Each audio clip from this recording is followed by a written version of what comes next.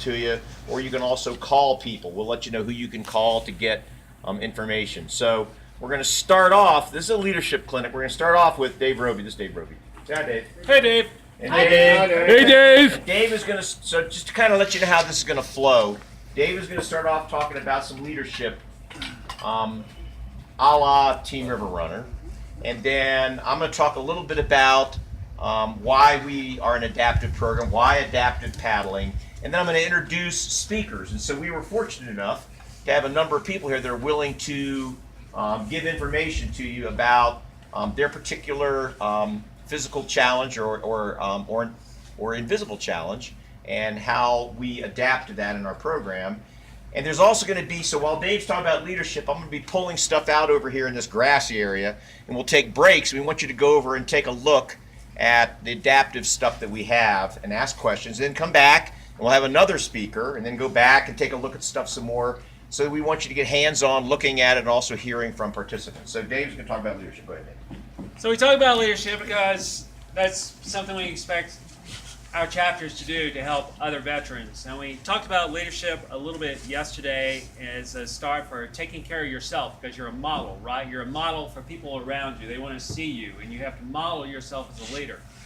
And one of the principal things, we'll talk about leadership in a minute, and I'm going to draw you guys out into the leadership conversation, but one of the strongest things I think is important for a good leader is to be knowledgeable, okay?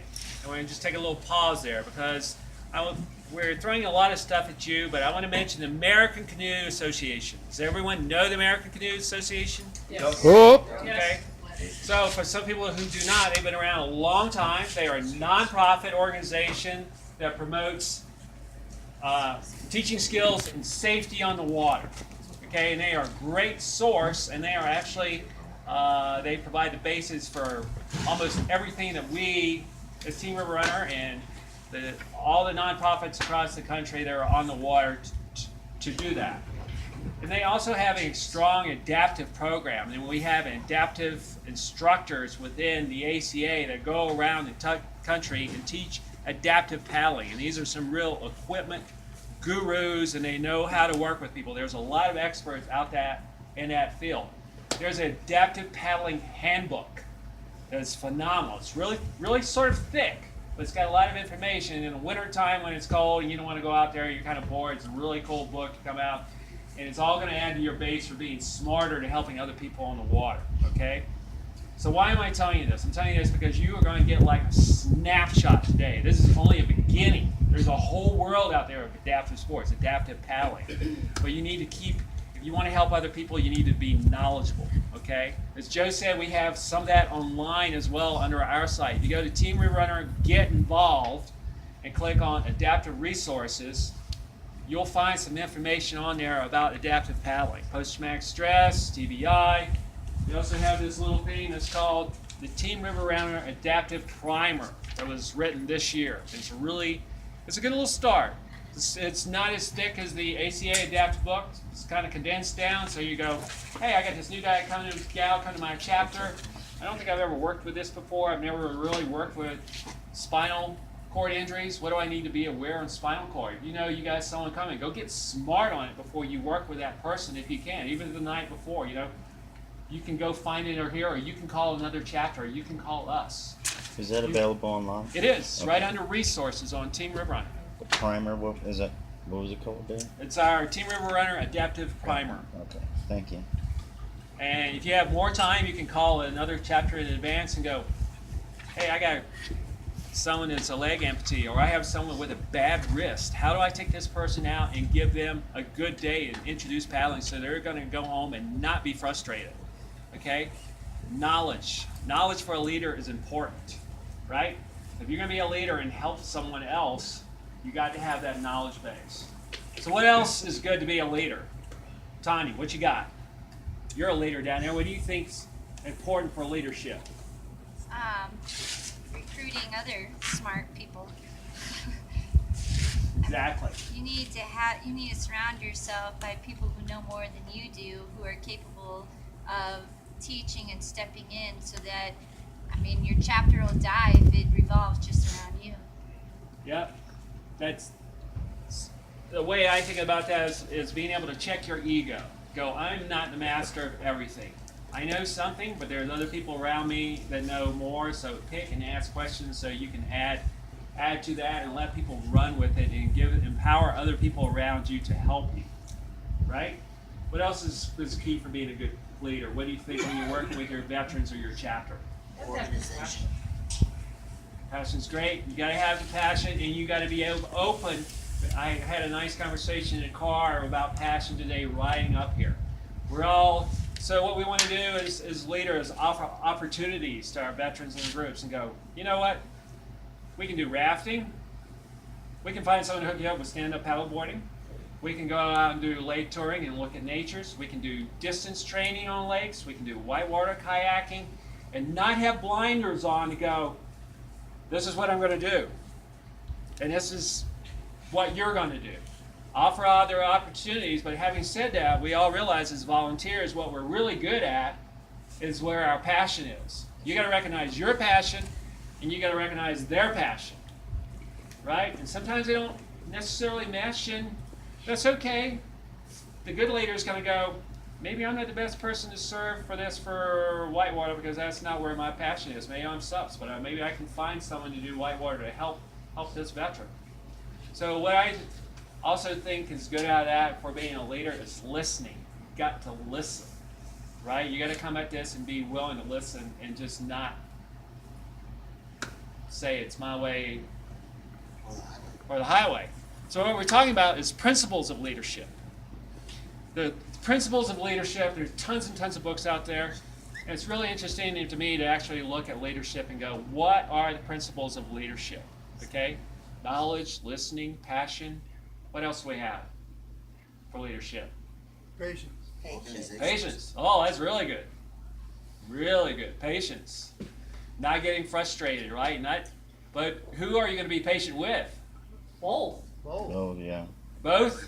Ourselves and Instructors, them. volunteers. Thank you. Be patient with yourself. Do not be hard on yourselves. You can be, what can I do better, but not get mad at yourself and walk away on the scene.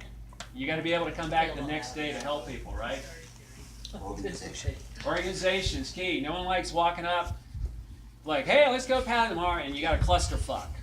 No one likes that, especially veterans. Like, we're used to getting up, being ready to go, and waiting, but confusion we don't like, right?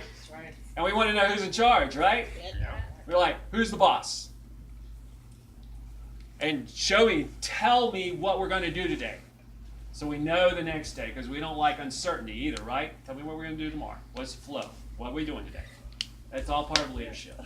I think it's important, especially with this target audience, target group, to have empathy without having sympathy. You know what I mean? None of us want you to feel bad for us because of our position. We want your knowledge and we want your empathy, you know what I mean? But we don't want sympathy. Power, don't enable. Yeah, right. So we talked about the principles of leadership. There's styles of leadership. People are aware of styles of leadership? Anyone throw them out? Know what they are? Oh, just give an example. That's okay. Oh, those. I should have known that question. I'm a counseling student. There's authoritarian, there's authoritative, there's, what? Laissez-faire. Well, it's the hands-off. Can't remember the other one. Coach. Coach, Okay, delegating. It's a little bit different than the terms than I use. No, okay, but yeah. So what do we think will generally work well? What do we recognize as generally, if someone comes in and says, this is what we're doing today, blah, blah, blah, blah, blah, and just really strong force and strong ego, how's that going to work? Negative. Not with this population. I was really impressed with Josh last night with the OJTs. Josh kind of knew where he wanted to go. He knew where he wanted to unfold. But he was open to go, hey, what do you guys think? This is what I'm thinking. Tell me, feedback. And you're like, okay, got it. We're there. So that was a really nice sort of like, we're going to go down this path together, right, with a partnership. So being a good leader is willing to be a partner, especially in adaptive sport. When you're working with anyone in adaptive sport, one-on-one or as a group, it's a partnership. Okay, that person has to trust you to know that you got their back, you're going to take care of them. and that the experience is going to be fun. So when they go away at the end of the day, they need to have learned something. They need to feel good about themselves, right? They need to feel that some sort of bond is there. That bond is really, really, really, really important for us in Team River Runnership. That is actually what I think breaks us out from other organizations, is that bond. Building that bond and trust so that veteran goes, that guy gave a shit about me today. I want to go back. Yeah, you want them to come back. I wanna That's go what back. We talked about in last night's meeting. It's great for someone to come out and paddle and go, I had a great experience, feel pretty good about it, that was fun. I'm kind of done. But what we really want is people to come back and enjoy paddling so that they can work on their skills and have a social network that comes from Team River Runner, where they are in a group integrating with other veterans they can talk to, that they know and they trust, and integrating out to society and helping other people. Right? So when I encourage you to think about when you go back to your chapters that you want to start a chapter or you're working with someone else, take a little pause or time and go, how am I going to help this guy and what does he need to go away to be happy? Joe, what you got? Being able to collaborate and contribute helps give a sense of purpose again. So I know that was one of the big things for me coming into this organization was feeling, not so much like a burden and more of, an active contributor. You just hit a really, really important point. So it's important for us all to feel that we have a purpose or a role, right? So, and as soon as you give someone a purpose or a role, they become part of a team, and their value goes up. And it's not just like, well, I'm an instructor and I'm done with you today, and you did that, and you just come back tomorrow and we'll figure it out. We'll give you something else to do. As soon as you have someone go in an organization, ask someone what they want to do and let them know what they can do. Like, hey, you want to be gear wrangler? Yeah, you might not know a whole lot about kayaking yet, but you'll get there. But you can help me by taking care of the equipment. Can you take care of the equipment for me? Can you walk around and help to make sure that everyone's okay today? Can you be the greeter? Can you be my outreach person? I mean, there are people who are fantastic at this outreach, and there are other people who are not. Some people can't to be an outreach person, you got to be able to take a lot of notes and be able to come back and do it the next day, right? Find your person who's got that bubbly enthusiasm or that grit and determination. Go, this person is fantastic as outreach. They might not be a good kayaker yet. They may just be there like in the first couple of weeks. Give them something to do, and they'll keep coming back, and the kayaking skills and the outreach are going to go like this. Isn't Right? that called mentorship? Pardon? Would you call that mentorship? I call mentorship just, a little one-on-one, a little like on the side, like, hey, how you doing? Have you considered this? Or you're doing a great job here for helping me filling in. What do you think? Mentorship to me is one-on-one. So we have that role too, because the more harder to reach vets, some other vets become their mentor, and that's their purpose. That's what they do. They help us with that really. Yeah, that it's a that strong that thing that we use to be more. Yeah. Bring veterans up to it and mentor them so that they can bring new people in. I'm gonna give you a I real think example. that's- I'm gonna give you a couple examples that I know of here, not to put anyone on the spot. Josh and Big Mike. So Josh has lots and lots of experience in the adaptive paddling world and a great paddler, and has years of experience actually on Big Mike. Big Mike got into kayaking and brought his enthusiasm, and I've seen this unfold. And his boating skills have gone like this. And Josh has taken the time one-on-one with Josh to personally, with Big Mike, to care about him because he saw something there, and has just, you watched Mike yesterday. How was he on the river? I mean, he was in charge. In our raft, He was in was charge he a on the great river. teacher or He what? was in He was, charge, yeah, moving the absolutely. boats at the end of the day. He's floating around. He's doing hitch. He's like there with Josh like this, and now they're like, just like this, going around. That was Peas in a mentorship. pod. That was caring. That was leadership on Josh's part. I think it's mentoring. important. And mentoring.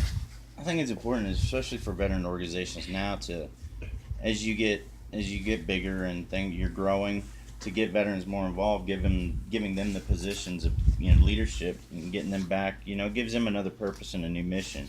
Well, with us, we have all of our honor guard team is 100% disabled veterans, and it gets them back in uniform and gives them a new mission. And so kind of with the same thing you guys do, getting these guys out there, you find those guys that are real passionate about it, want to continue to do it. Give them some leadership roles, get them involved, helping out, organizing events, stuff like that. And I don't want to put him on the spot, but this guy right here is like my hero. Seriously, I love this guy. He's amazing.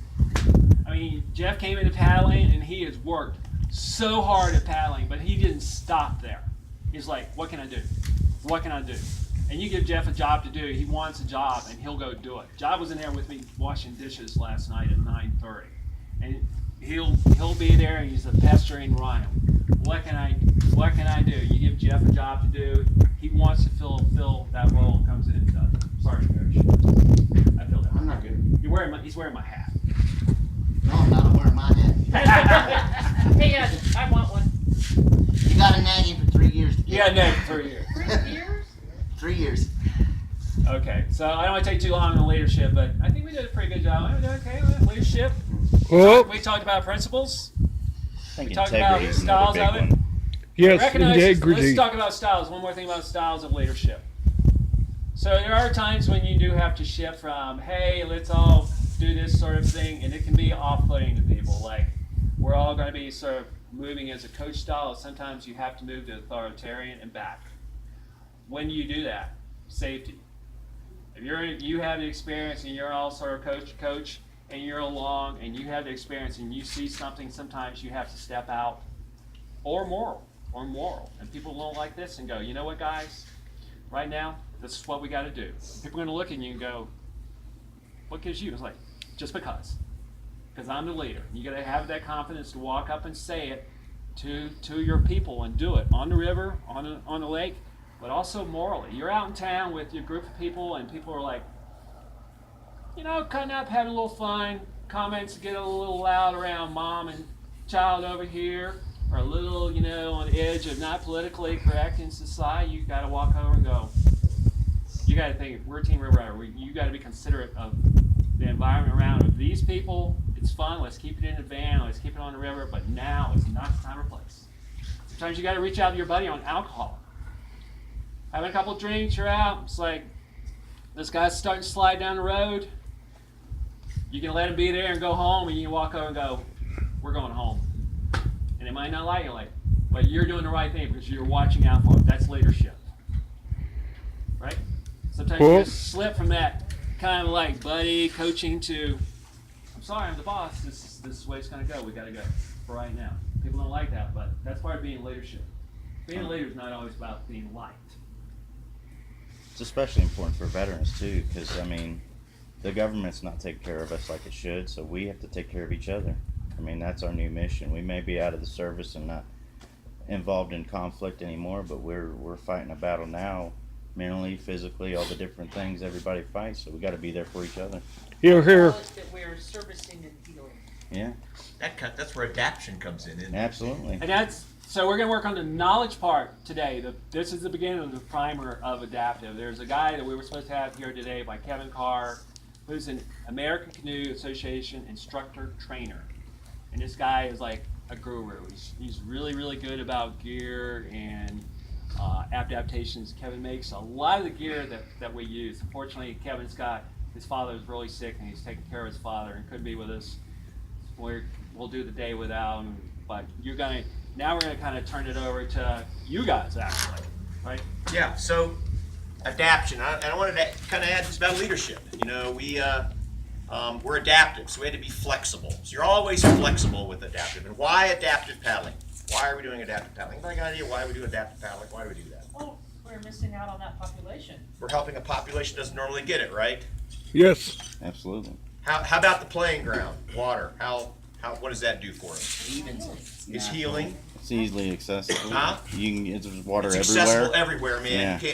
You got to. So We got a chapter in Green Bay, Wisconsin. It's going to go year round because they got a pool. yeah, exactly. They're going to So go it's- indoors, and veterans are going to be able to be with each other. That's why It's not like we skiing where it's developed isolated. this model over the years so that we can always be paddling. It's lifestyle. So I keep pushing that lifestyle purpose. I really appreciate you bringing that up. How many of our chapter coordinators are veterans? I don't even know if it's a bunch. Not ours. Yeah, but that's okay, because you Yeah. want to get the veterans into leadership models. That's going to turn over. That, at some point the chapter coordinator is going to say, "I need some help. I need you to be a co-coordinator." Now it's yours. So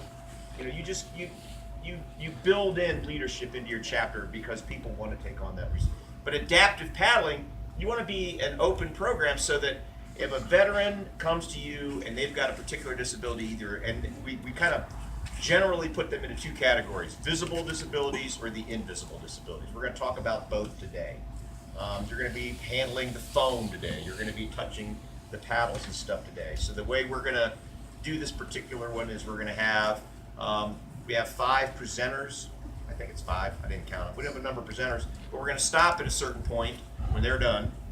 And we want you to go over, and I've laid out on the grass over here a lot of stuff we want you to pick up and ask questions about and touch it and see how it works and put on the hand adaptations, take a look at the foam, look what's in that box. We want you to look at all the stuff, pick it up and ask me or someone else who knows about that, what the hell is this? What do you do it for?